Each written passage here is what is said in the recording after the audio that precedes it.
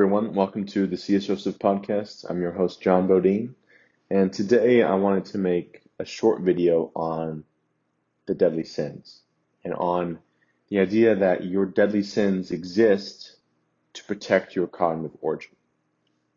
Now, since we started the Deadly Sin series, I think it was a year ago, Chase did season 7, part 2 in the members area for the Deadly Sin series.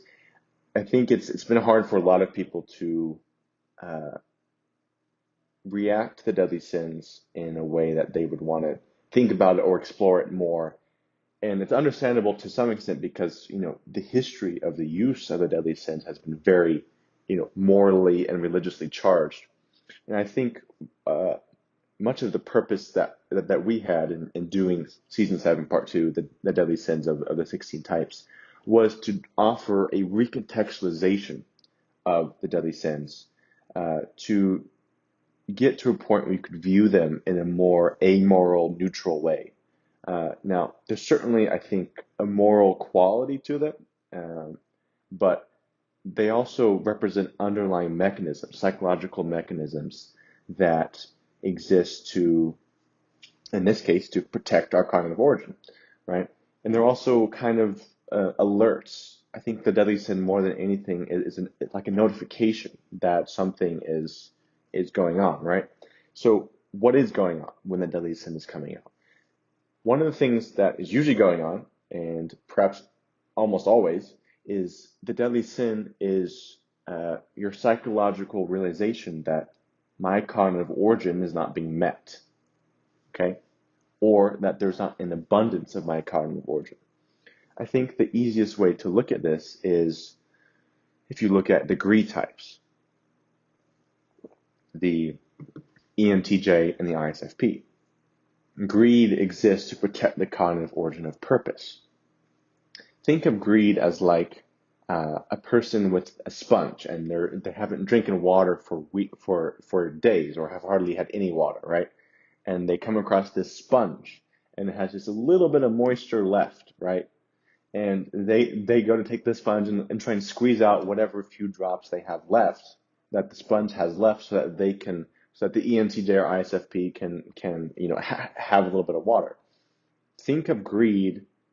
Think of those drops as purpose, as the little bit of purpose that they can squeeze out, and greed as the thing that says, okay, this water is mine. I need this. I need these few drops, right? Greed exists to protect the opportunities, the few opportunities that the ENTJ and the ISFP feel that they have, okay? And this relationship between the deadly sin and the cognitive origin exists with all the dyads, all the variants, with all the 16 types, with their own cognitive origin and their deadly sin. So take, for example, the lust types, the ESTP and the INFJ. Lust is informing these types that there's a lack of connection, there's a lack of intimacy, but also that there's a lack of reliability. They don't have the relationships that they do have. They don't feel like they can necessarily rely on those people. They don't feel like those people are stable enough to stick around for the ESTP and the INFJ, right? So lust is informing them to look for other connections, or look for, maybe to renew old connections, right? Lust is in a way turning outward to try and figure out where can new connections be made. And sometimes lust can look like envy sometimes, in terms of, the ESTP or INFJ looking at another couple and feeling kind of, envious of their connection in some way, right? But what's going on, I think, is lusting after that reliability, lusting after that intimacy, that connection, that stability. So lust is like a connection detector of like, okay, who can I rely on? Who is stable? Who can I connect with deeply, right? Who can I form a bond with? And lust is an alert that notifies these types that we're not getting enough intimacy, or we're not getting enough connection, right? One thing to note about the deadly sins too is that you'll notice this pattern when types use the deadly sins, whether it be greed, lust, envy, pride, sloth, whatever. It's usually them pushing into their shadow to pull up in kind of their secondary origin, but also their shadow type in order to achieve their primary origin. So, for example, with lust, for the INFJ pushing down into the ENFP shadow, lust is also in part about the INFJ becoming a little bit more desirable with their any nemesis, right? Leading with that ENFP side a little bit more, cultivating some of the strategies to become more desirable so that a connection is more likely to be made, right? So, as I said, these relationships between the deadly sin and the origin exist with all the variants.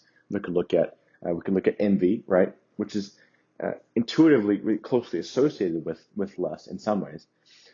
But envy is kind of a realization that my effort hasn't been enough, right? The satisfaction types, the ENTP and the ISFJ, are all about effort, all about contribution, all about maximum effort, right? But envy is an awakening to, the effort that I'm putting in is not really satisfying me. It's not offering the satisfaction that I thought it would, right? Take like an ISFJ who's worked in like the restaurant industry for 20 years, right? Putting all their effort to, to make sure the kitchen was clean, to get the food out well and prepped and right. And maybe financially 20 years later, they don't have anything to show for it, right? So what this envy informs these types is that effort alone is not enough. And both these types, when they use their envy, they push into their shadow, the INTJ shadow for the ENTP type, or the ESFP shadow for the ISFJ type. And they start to learn, they need to learn to lead more with performance, right? With focusing on something they actually want and then working to perform towards that, as opposed to just being obligated by others and then putting in maximum effort towards that obligation. So that's when my envy protects satisfaction. For the justification types, there's the ENFP and the ISTJ. Wrath is a response to make something that was not justified. So the book title, like Crime and Punishment, for example, without really getting into the story, if someone commits a crime, they usually go to prison. There's usually a punishment, right? And that punishment is wrath that it's like a price paid for a wrongdoing that sets things back in order. It's placing order back to the rules or to the principles or to the boundaries that someone or something violated, right? So wrath exists to, it's sort of like, I don't want to use the word border patrol, but think of border patrol in terms of my values. If you violate the border of my values or something that is, that everyone should respect, then these wrath types will often respond wrathfully to reestablish those boundaries, often through punitive measures, right? So that's how wrath protects the cognitive origin of justification. For the reverence types, for the ESFP and the ISFJ, vainglory is an interesting one because it's sort of informing these reverence types that we're not getting enough respect. Now, again, like all these types, sometimes when we believe that we're not getting enough of our cognitive origin, it's actually us kind of being deceived at times. Sometimes I've seen vainglory types like go way out of their way to really regard themselves as something, as God's favorite creature, when they really haven't done anything to justify that. But even more than that, it actually can make them less respectable in the eyes of others. But as a base mechanism, though, and I've seen INTJs and ESFPs use vainglory well too. What it really means is that they are pushing down into their shadows. And in this instance, the vainglory types need to learn to become more desirable in a similar way that the INFJ or ESTP do when they use their deadly sin of lust, right? But for the INTJ and the ESFP, with utilizing their ISFJ shadow or their ENTP shadow, it's a little bit more about learning the tools of like seduction, of kind of being the catch, right? Of being that siren sort of, right? And I think what these types need to lead with is desirability or effort especially in the case of the ESFP, of like, okay, if I want to be respected, I actually have to put in the effort, right? I can't just perform every once in a while. I got to put in the effort. So their deadly sin of vainglory is helping them protect reverence by learning to become more desirable, by learning to put in more effort, right? So the next one, I think this one is the most fascinating one, and that is the authority types and the deadly sin of sloth, right?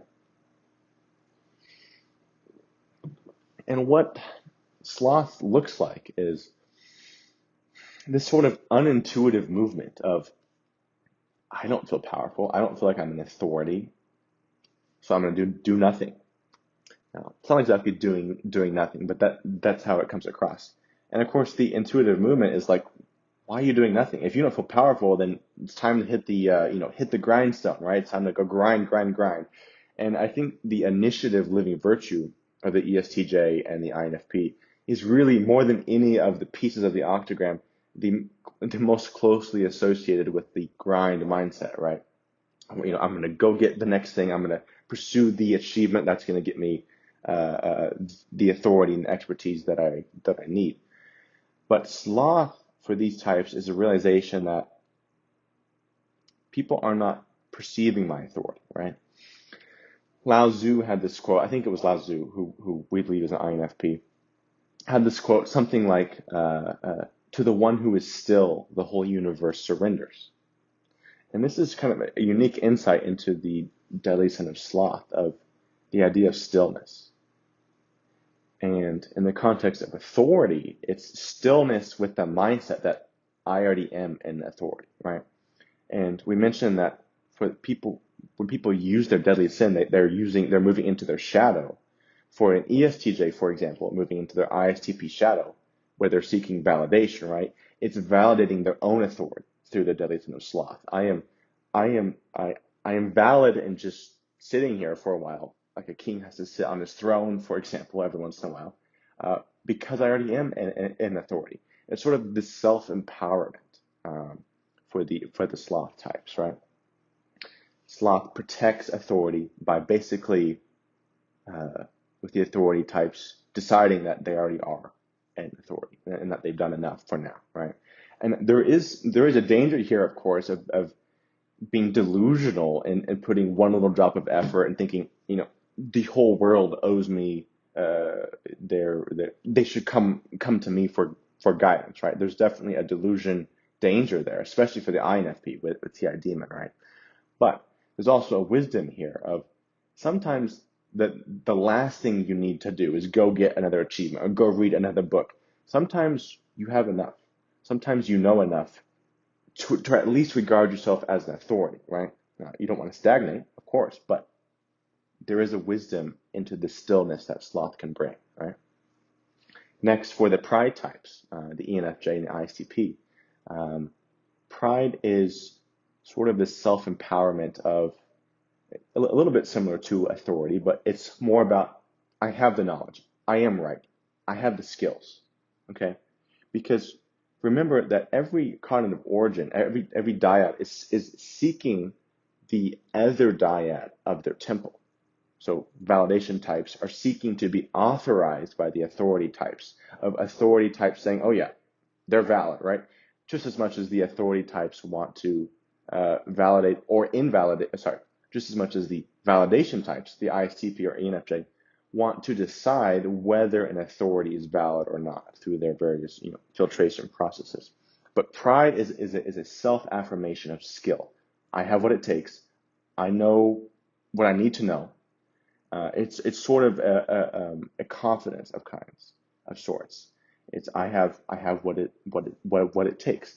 And just as the authority types validate their own authority, the validation types authorize their own validation. The ISTP will push into their ESTJ shadow and say, I'm authorizing that I have enough, that I know enough, that I'm skilled enough to do this, right? Now, pride, the danger of pride, is leading to a supreme closed-mindedness, but it can also be, on the flip side, supreme confidence, right? This self-validation of, no, I'm right, I am right on this, right? I know enough on this, I'm skilled enough in this to execute, right? So that's how pride protects validation. And lastly, we talked about the greed types already with purpose. Lastly, also one note here: if you want to understand the relationship between the deadly sins and the living virtues, I think the body temple as a whole is the absolute best place to cultivate an understanding for that, because the body temple is the most concrete. The relationship between the living virtues and the deadly sins is the most visible, right? For like a greed type, if I don't have enough to share, how can I share, right? I need to gather enough first, be greedy enough to gather, and then to be generous, right? You can't be generous if you have nothing to give, right? As an example. So, but I think the easiest one to understand of all these dyads and the relationships between the deadly sin and the living virtue is the gluttony types, the ESFJ and the INTP, right? And these types, gluttony is an alert that discovery is lacking. Now, how these gluttony types often use it is like, okay, I'm just going to consume something that feels good to like numb out the boredom. I think the better way of doing it is learning to consume things that are going to lead to generativity later. So, for example, if it's like an INTP or an ESFJ is feeling bored and they're really hungry and they want some comfort food, maybe they get fast food for a couple nights, and then maybe the night after that they go out to eat. And then maybe the night after that they're like, you know what, I want to make something, right? So they look up a recipe, the highest calorie comfort food they can think of, but they're going to make it, right? So they choose to go to the store, get their 6, 8, 10 ingredients or whatever, and put all their effort into making a meal, into generating something that they can consume, right? So one of the kind of secrets of the gluttony types is that the reality is you do need to consume in order to create, in order to generate, right? People talk about if you want to be a great writer, you have to consume to read great writing. If you want to be a great chef, you have to consume great food, right? And also probably bad food too, low quality food, to understand where the differences are, where the nuances are in flavor.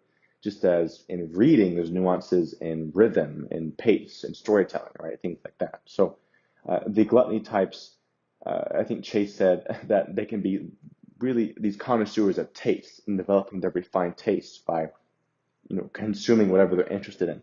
I think a wise way of using gluttony is consuming things in general, with the standard basically that I have to create something on the other side of this. Not for everything, right? But in general, if they develop the discipline of when they consume things, that it should be about consuming things that are contributing to the development of their taste, right? And that's how gluttony can protect the cognitive origin of discovery, especially when these types are feeling bored and like like the cutting edge is lacking. So I wanted to make this video because it can be difficult to understand how these deadly sins can be used or should be used. And if you guys want to know more, Chase made an entire season in the members area devoted solely to the deadly sins and to exploring how the deadly sins of the 16 types and how each dyad uses their deadly sin well versus uses their deadly sin poorly. I think there's that quote from Solomon: "There's a time for everything," right? And I know we believe that for the deadly sins is that sometimes it's alerting us to something that is absolutely necessary. And what could be more necessary than our cognitive origin, kind of our psychological reason for being alive, as far as we can tell, right? So the deadly sins help us understand that something in our origin is lacking, and that we need to look somewhere else, or maybe even practice self-empowerment. I don't like using that phrase, but that's kind of how the energy works, to actually sometimes provide the opportunities for yourself to meet your cognitive origin, right?